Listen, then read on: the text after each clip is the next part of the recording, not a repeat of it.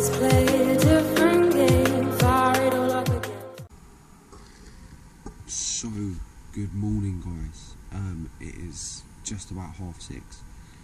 Got up, got my haircut ready for 9 o'clock, got to leave the house at about 8:30.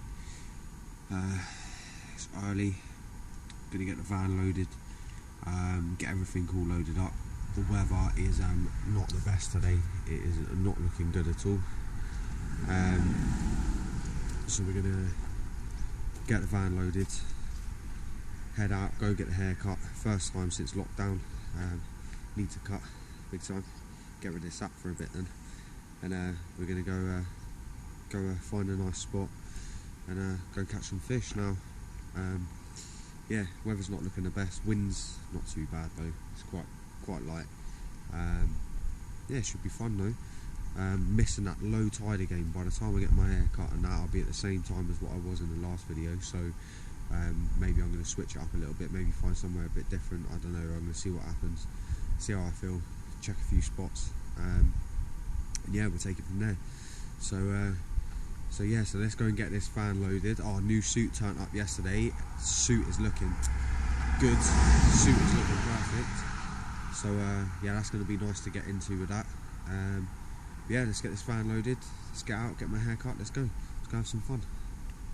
So here we are guys, we just arrived. Didn't realise there looked like there was a road right down there, but there's not. So I'm in a field car park. Got to do a nice coastal walk down. So let's get suited up.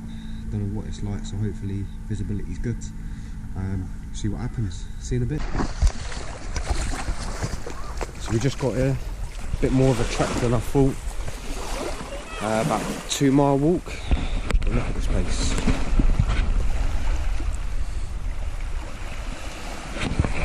Visibility's looking good. So let's get in there.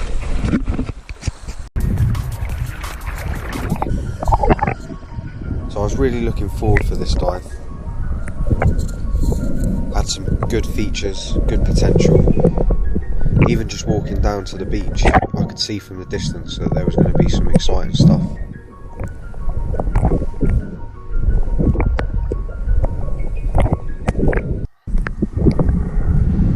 So when I got out to a nice spot, I took my first dive just to scope it out, see what's around, see if there's anything that's in close proximity. At this point, I actually realised that I didn't have enough weight on my belt. I was floating up quite a lot, so I knew that this whole dive that I'd have to try and cling on to rocks or seaweed just to keep me down.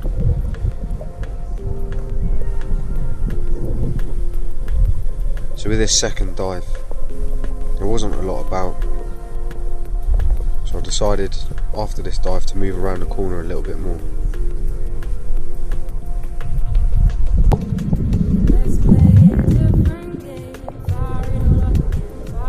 On my third dive, I stuck myself right into the seaweed. Had a little look around, and in the distance I saw some silver shiny, big shoal of bass.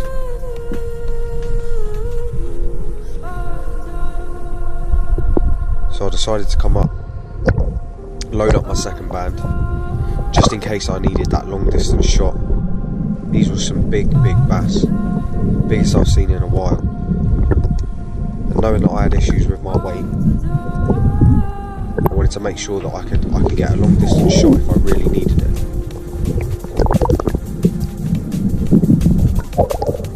Just get my fingers out there.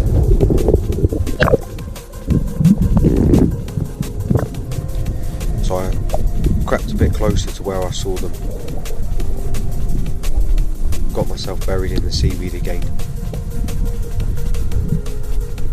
hoping that they'd come back in, be inquisitive. I was really struggling to keep myself down. So I gave up for about 30 minutes in, didn't see this bass again. So I decided to look for flatties. And then all of a sudden this little juvenile bass started to swim just underneath me. So I knew there's potential that they could still be in the area.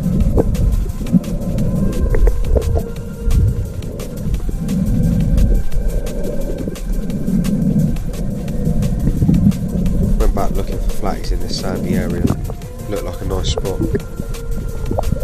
So I found this little patch that I decided to dive down to.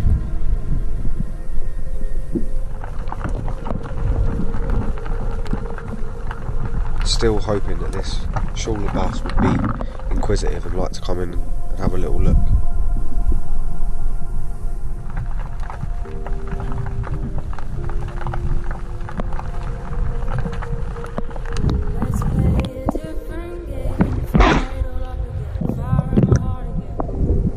So still with not much luck, I saw this little gap, so I decided to hug myself into the seaweed here, give my spear a little tap on the rock, and boom, finally tracked him.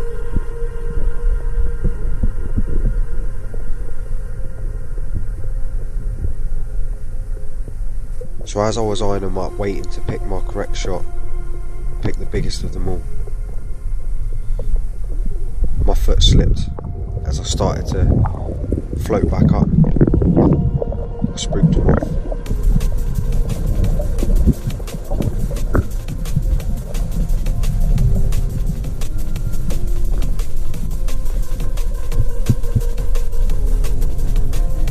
Still with not much luck, I continued to hunt down this shoaler bass. I knew that they were still in the area. Every time I surfaced to have my breath, they would swim by past me.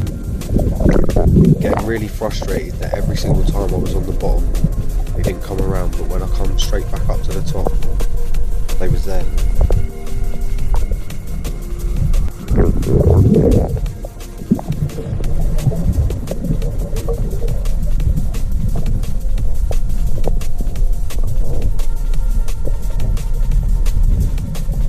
It's nice to see a lot of wrasse in this area. They're a very playful fish and they like to come and say hello. There's some very big bass and some very big wrasse.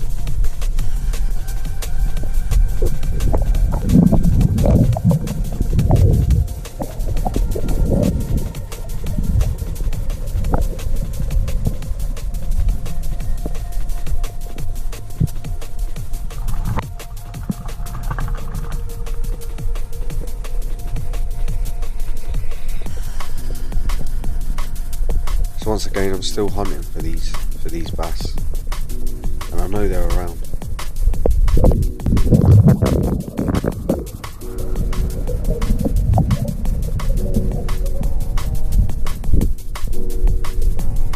My GoPro soon run out. 20 minutes after, boom, I've got a bass. Have a look at the end. Not the big bass that I was hunting down originally, but a bass nevertheless.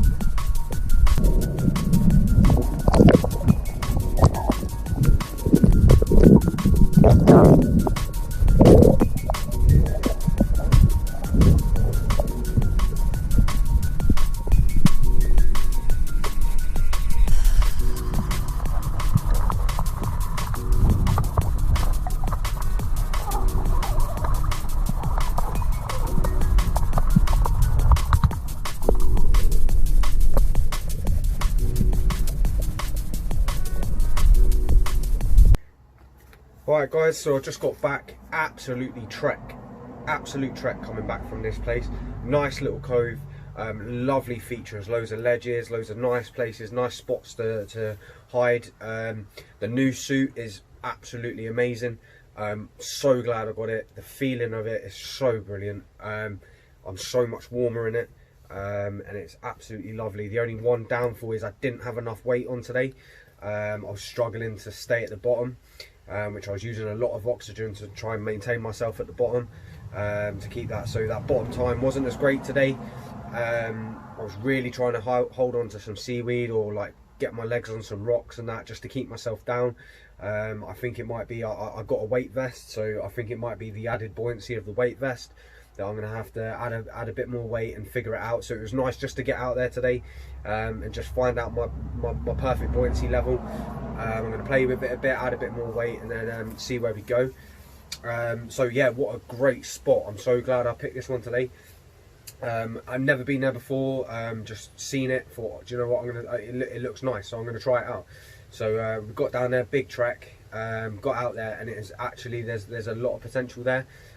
Seen some big shoals of bass.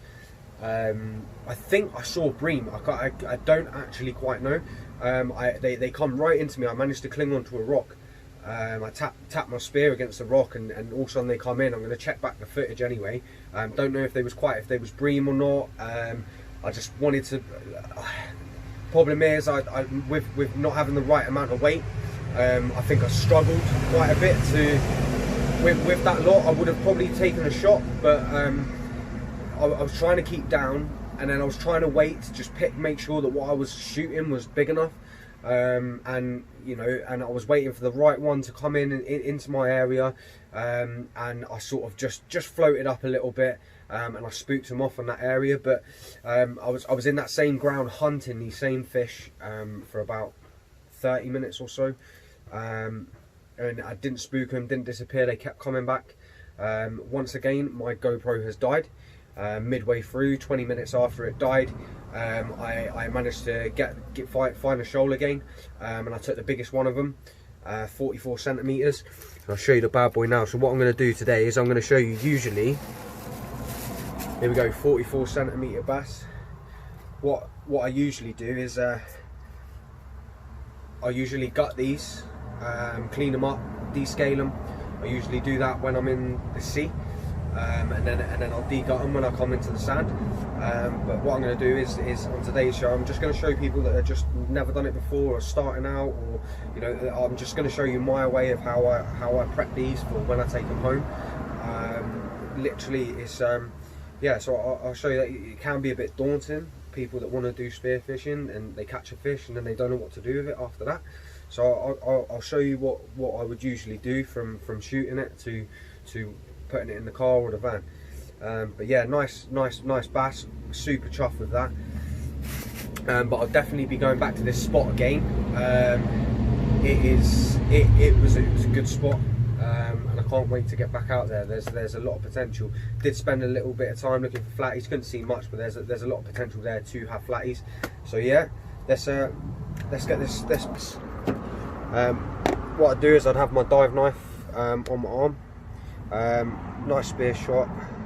So then what I'd do is I'd pull him up, still with a flopper out, make sure that flopper's out, or otherwise I don't want this getting away. I'd then take my knife and I'd make a cut in here. As you can see, I've already done it here. I'd stab that in, right in, and give it a twist just to kill the fish. And then once I've done that, I'd put it on my fish line, and I'd carry on. So then when I come to shore, what you're looking for is you're looking for this hole right here. So you get your knife in there, and then you'd cut down all the way to the fins. Nice, this is a nice knife, this is really sharp, lovely.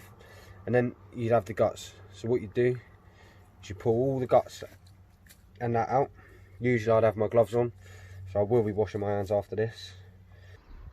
So once you've de-gut it, what you do is I'll take my different knife for this one.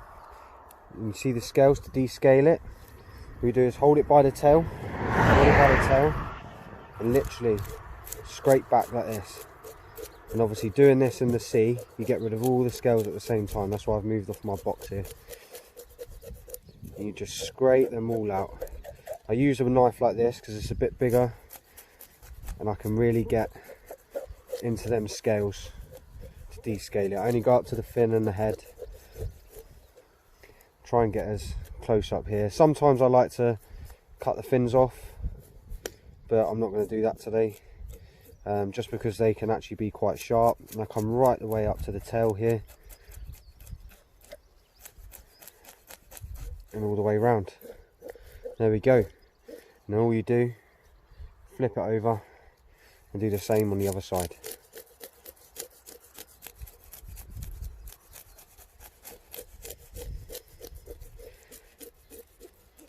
So you get that nice shiny skin.